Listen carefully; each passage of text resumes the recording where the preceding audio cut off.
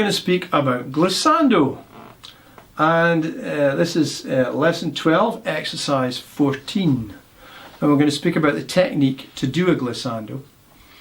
Now we're going to start on the note high B. So we're up here. And before you learn to do an upward glissando, we have to learn to flatten the note.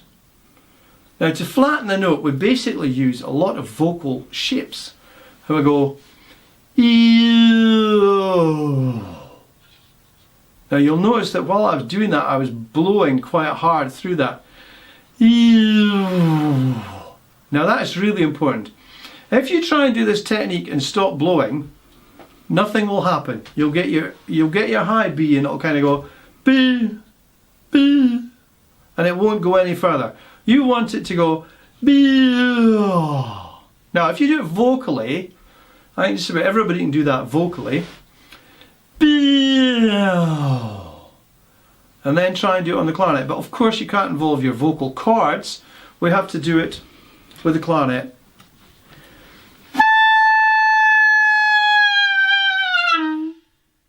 Now you see how eventually I get the note to fail completely. And blow it so hard it goes down. You can actually drop the note a full minor third.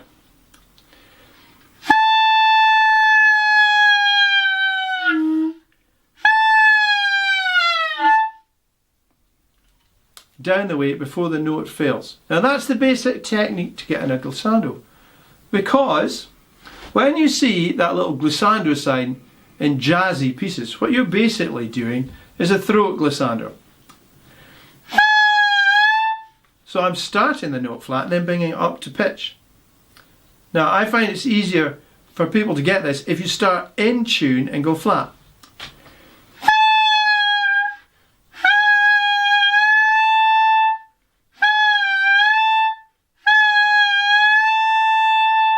And bring it up into tune. Now, an extension of that is to move the glissando down the clarinet. Now let's say we take the note to A as in exercise 15. Now underneath I've put in a slur marking. Now that's not really to mark a slur. That's to mark the pitch rather than a slur. Because what we're going to do is we're going to flatten the note from A, move our finger gradually off the A hole, slide it off to our B, and as we do that we're going to lift the pitch back up.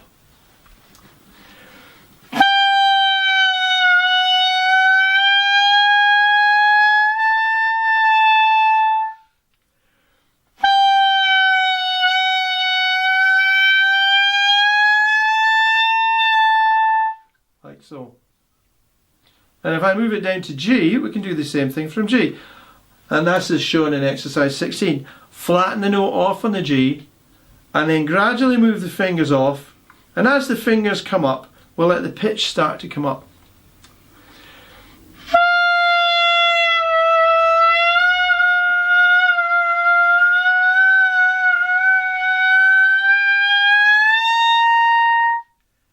I did that in a very slow, controlled kind of way to let you see that even though my fingers come off the holes, I'm not letting the pitch rise.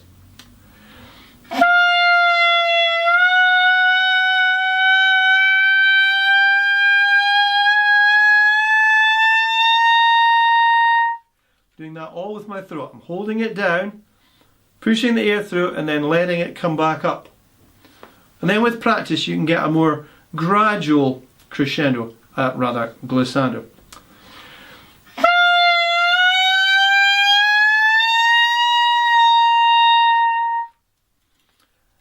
As you go down the clarinet, you can gradually build that up so that you can, well, I can effectively glissando from the note D. A lot of jazz players can glissando right from the very bottom of the clarinet. It's not something I've ever mastered. You'll find that most classically trained clarinetists, when they're learning to do a glissando, will do it from about D. And this, of course, is for the famous start to Gershwin's Rhapsody in Blue, the clarinet solo, which has got a great long run from low G right up to high C with a big long glissando. I don't suggest that you try to master that art straight away. Let's just try and get a glissando on B, A and G.